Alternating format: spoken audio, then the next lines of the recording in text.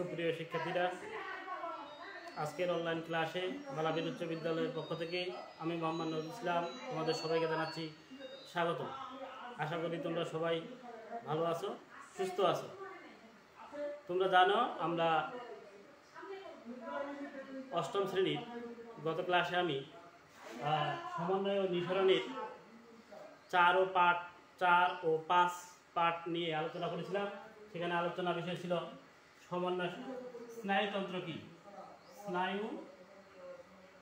স্নায়ুতন্ত্র।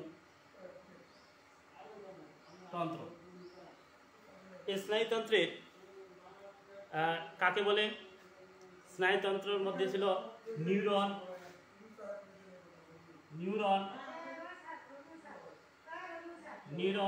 আমরা নিউরনের গঠন, নিউরনের কাজ এবং স্নায়ুতন্ত্রের কাজও আমরা পড়েছিলাম। আজকে আমরা আলোচনা করব স্নায়ুতন্ত্রের প্রকারভেদ নিয়ে। স্নায়ুতন্ত্রের প্রকারভেদ। স্নায়ুতন্ত্রের প্রকারভেদ।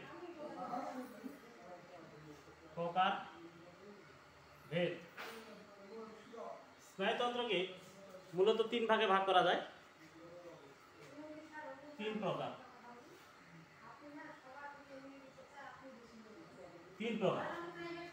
স্নায়ুতন্ত্র মূলত 3 প্রকার। দেখা যাক স্নায়ুতন্ত্র 3 প্রকার কি কি।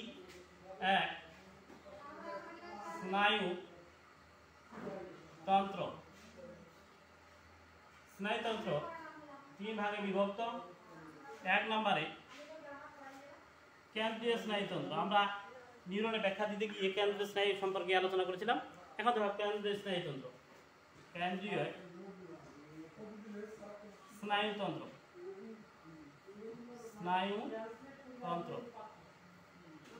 2 নম্বর হচ্ছে প্রান্তীয় স্নায়ুতন্ত্র।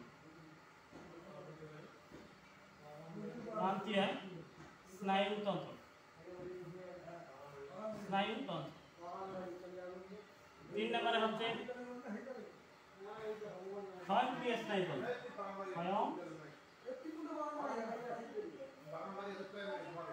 স্বয়ংক্রিয় স্নায়ুতন্ত্র।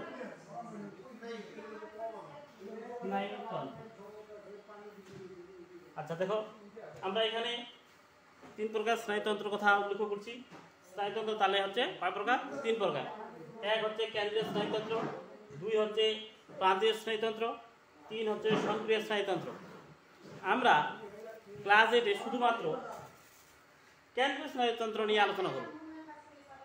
প্রান্তীয় স্নায়ুতন্ত্র এবং স্বয়ংক্রিয় স্নায়ুতন্ত্র তোমরা পরবর্তী ক্লাসে বিস্তারিত জানতে পারবা। এবার কেন্দ্রীয় স্নায়ুতন্ত্রকে আরো 2 ভাগে বিভক্ত করা যায়। দেখি কেন্দ্রীয় স্নায়ুতন্ত্রকে আরো 2 ভাগে বিভক্ত করা যায়। 1 মস্তিষ্ক,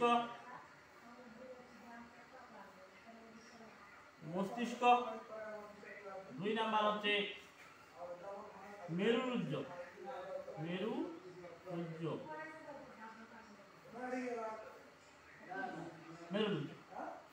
এখন দেখো, তাহলে আমরা আবার কেন্দ্রীয় স্নায়ুতন্ত্রকে আরো 2 ভাগে পাইলাম। কি কি? একটা হচ্ছে মস্তিষ্ক আর একটা হচ্ছে মেরুরজ্জ। এই মস্তিষ্ককে আরো মস্তিষ্ক নিয়ে আলোচনা করি। মস্তিষ্ক হচ্ছে স্নায়ুতন্ত্রের প্রধান চালক অঙ্গ। মস্তিষ্ক, এই মস্তিষ্ক করোটি স্নায়ুর মধ্যে আবৃত, অর্থাৎ আমাদের মস্তিষ্কের ভিতরের অংশ, মস্তিষ্কের যে উপরের অংশ, এটাকে বলা হয় করোটি। এবং এই মস্তিষ্ক মেনানজিস নামক পদার্থ দ্বারা আবৃত। এটা প্রশ্ন হতে পারে, মস্তিষ্ক কোন ধরনের পর্দা দ্বারা আবৃত? এটা হচ্ছে মেনানজিস নামক পর্দা দ্বারা আবৃত। এবার এই মস্তিষ্ককে আরো 3 ভাগে বিভক্ত করা যায়।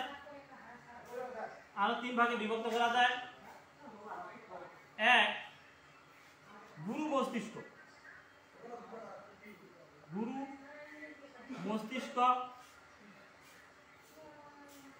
2 অর্ধ মস্তিষ্ক।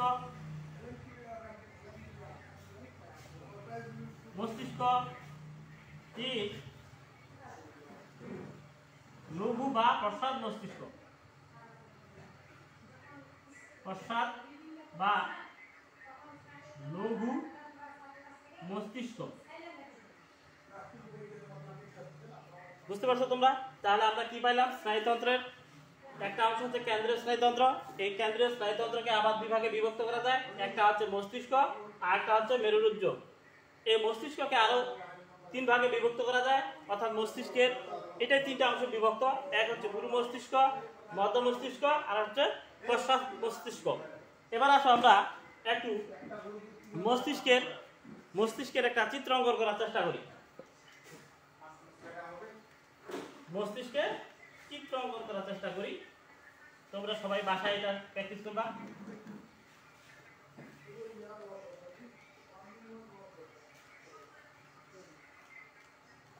দেখো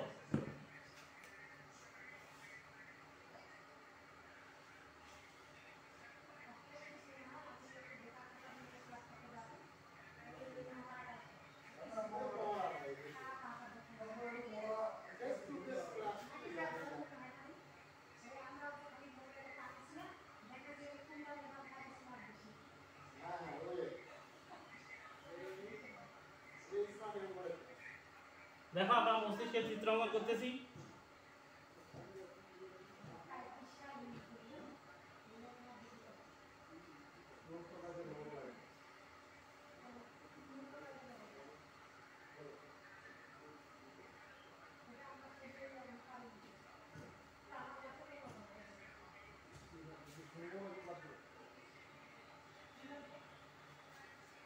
এটা আমরা মস্তিষ্কের চিত্র অঙ্কন করতেছি।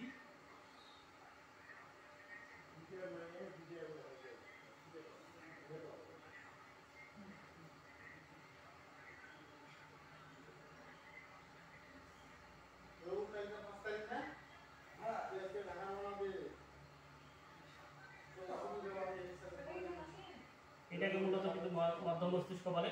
দেখো তোমরা আমি কিভাবে মস্তিষ্ক অঙ্কন করতেছি।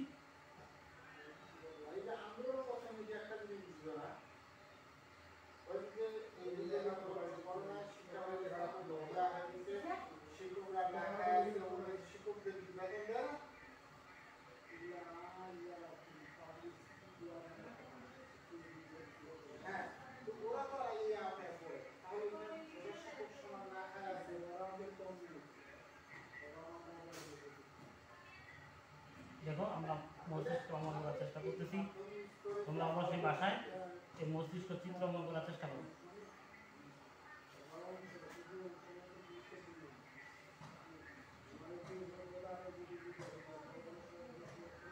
তোমাদের পরীক্ষা অনেক সময় মস্তিষ্ক চিত্র অঙ্কন করো অথবা চিত্র দিয়ে তোমাদের প্রশ্ন হয়, তোমরা এটা ভালোভাবে খেয়াল করো আমি কিভাবে অঙ্কন করতেছি। আমাদের এই সেক্টরের সাথে যেটা দাবি আমরা করতেছি, আমাদের দাবি আমাদের জাতীয় নাকি যাদের মানে না হয় তাদের তো জাতীয় উন্নয়নের প্রশ্নটা এখানে আসবে না, আগে তাদের এনজিও ভিত্তির আন্দোলন হবে। আমাদের সাথে ওদের এই হিসাবটা এটাই বলতেছি যে এই সারা মাত্রা হলে ওদের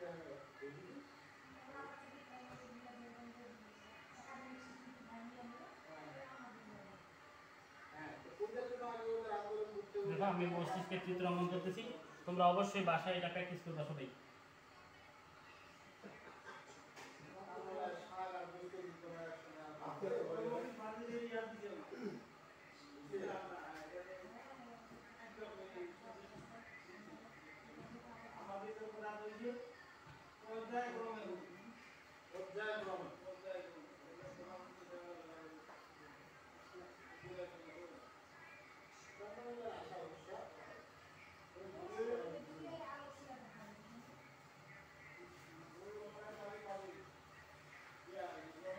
দেখো এটা আমরা মস্তিষ্ক অঙ্কন করতেছি। মূলত উপরের অংশটা এটা মস্তিষ্ক।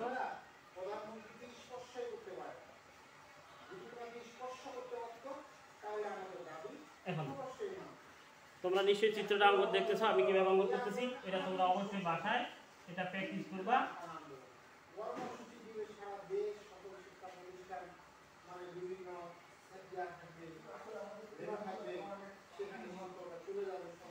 এটা হচ্ছে আমাদের দেখো এটা হচ্ছে আমাদের একটা মস্তিষ্কের চিত্র, প্রাথমিক চিত্র।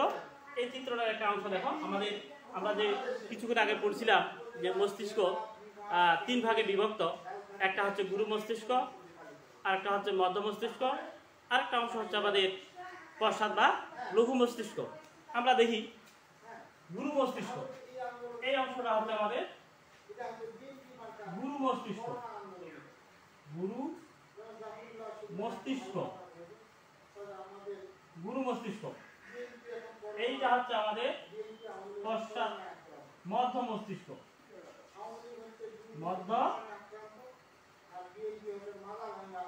মধ্য মস্তিষ্ক।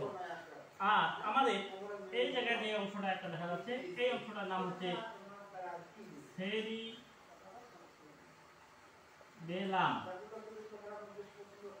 এই অংশটার নাম হচ্ছে পন্স। আর এই অংশটুকুর নাম হচ্ছে মেডুলা।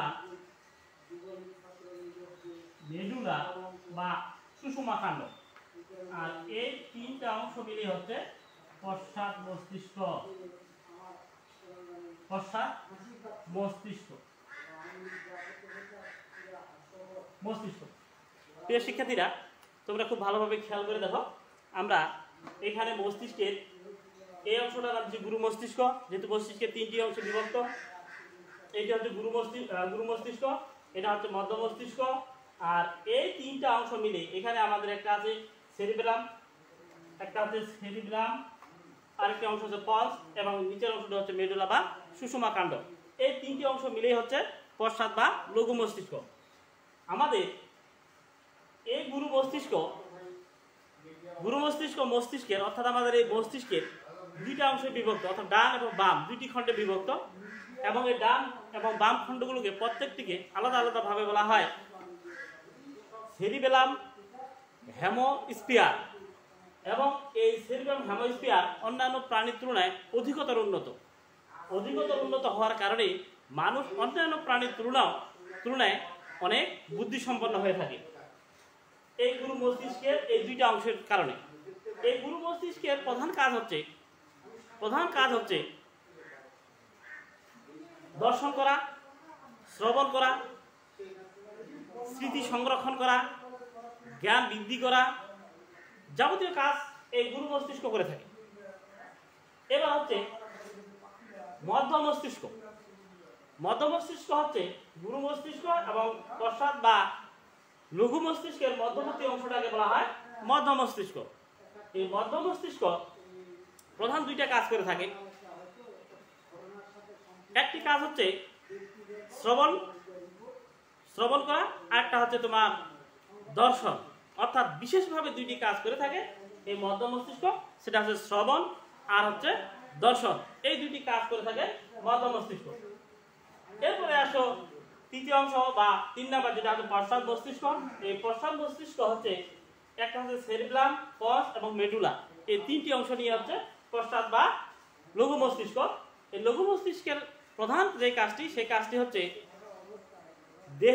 মানব দেহের, শরীরের বা দেহের ভারসাম্য রক্ষা করা। তাহলে আমরা বুঝতে পারলাম যে মস্তিষ্কের যে 3টি অংশে বা 3টি পার্টে বিভক্ত, এই 3টি পার্টের আলাদা আলাদা কাজ। এটি হলো আমাদের মস্তিষ্ক, বা এইটিকে বলা হয় মানব মস্তিষ্কের গঠন। এরপরে হচ্ছে মেরুরজ্জ। মেরুরজ্জ হচ্ছে আমাদের শরীরের মেরুদণ্ডের দিকে, মেরুদণ্ডের সাথে যে অংশ, যে স্নায়ুগুলো থাকে সেগুলোকে বলা হয় মেরুরজ্জ। অর্থাৎ মেরুদণ্ডের সাথে যে স্নায়ুতন্ত্রগুলো সংযুক্ত আছে সেগুলো হচ্ছে মেরুরজ্জ। এখানে একটি মস্তিষ্ক এবং মেরুরজ্জের মধ্যে বিশেষ পার্থক্য হচ্ছে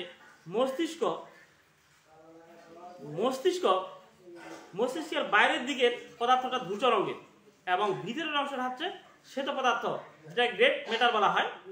আর মেরুদণ্ডের ভিতরে থাকে ধূসর পদার্থ আর বাইরের দিকে থাকে শ্বেত পদার্থ। অর্থাৎ মস্তিষ্কের ভিতরে শ্বেত পদার্থের মধ্য দিয়ে স্নায়ুতন্ত্রগুলো কি করে, স্নায়ুতন্ত্রের ভিতর দিয়ে তথ্য সরবরাহ হয়। আর মেরুরজ্জের বাইরের দিকে শ্বেত পদার্থের মধ্য দিয়ে কি করে হয়, তথ্য বা আজ্ঞাবাহী বা অনুজ্ঞাবাহী তথ্য সরবরাহ হয়ে থাকে। তাহলে আমরা আজকে স্নায়ুতন্ত্রের গঠন এটা আগেই পড়ছি। আজকে আমরা দেখলাম স্নায়ুতন্ত্রের প্রকারভেদ। স্নায়ুতন্ত্র প্রধানত 3 ভাগে বিভক্ত করা যায়।